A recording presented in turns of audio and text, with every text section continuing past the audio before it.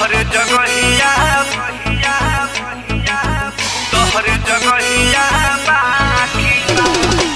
भरी गइल। नमस्कार प्रणाम दोस्तों, आप लोग कैसे हैं? चलिए आप लोग को बता दें कि प्रमोद प्रेमी यादव का आप लोग के बीच में लाजवाब वीडियो सॉन्ग आ रहा बा, जवना एल्बम के नाम बा तोहरे जगहिया बाकी बा। जी हाँ दोस्तों, इस गाने को गाए आपके चहेता स्टार प्रमोद प्रेमी यादव। प्रमोद प्रेमी की इस गाने को लिखे हैं कुंदन प्रीत। इस गाने में म्यूजिक दिया है रोशन सिंह ने। हाँ तो दोस्तों चलिए आप लोग को बता दें कि प्रमोद प्रेमी की इस गाने को कल सुबह 6:15 पर सलोनी म्यूजिक जंक्शन यूट्यूब चैनल से फुल वीडियो सॉन्ग रिलीज किया जाएगा। इस वीडियो में एक्टिंग करते नजर आने वाले आपके चहेता स्टार प्रमोद प्रेमी यादव और त्रिशा ने। अगर आप लोग प्रमोद प्रेमी यादव का सच्चे फैन है तो इस वीडियो को ज्यादा से ज्यादा शेयर कर दीजिए, और आप लोग हमारे चैनल पर पहली बार जुड़े हैं तो वीडियो को लाइक और चैनल को सब्सक्राइब करके बेल आइकन का घंटी दबाकर नोटिफिकेशन ऑन कर लीजिए, क्योंकि हमारे चैनल पर भोजपुरी का हर अपडेट सबसे पहले देने की कोशिश करते हैं। आप लोग को भोजपुरी का अपडेट कैसा लगा आप लोग कमेंट कर जरूर बताइएगा। और आप लोग से अनुरोध है कि कल सलोनी म्यूजिक जंक्शन यूट्यूब चैनल पर जाकर आप लोग प्रमोद भैया का गाना सुनिए। बहुत ही बवाल और जबरदस्त गाना है जो कि आप लोग वीडियो क्लिप में सुन ही चुके हैं। आप लोग को भोजपुरी का अपडेट कैसा लगा आप लोग कमेंट कर जरूर बताइएगा। और आप लोग से अनुरोध है कि कल सुबह सलोनी म्यूजिक जंक्शन यूट्यूब चैनल पर जाकर आप लोग प्रमोद भैया का गाना सुनिए। नमस्कार प्रणाम दोस्तों।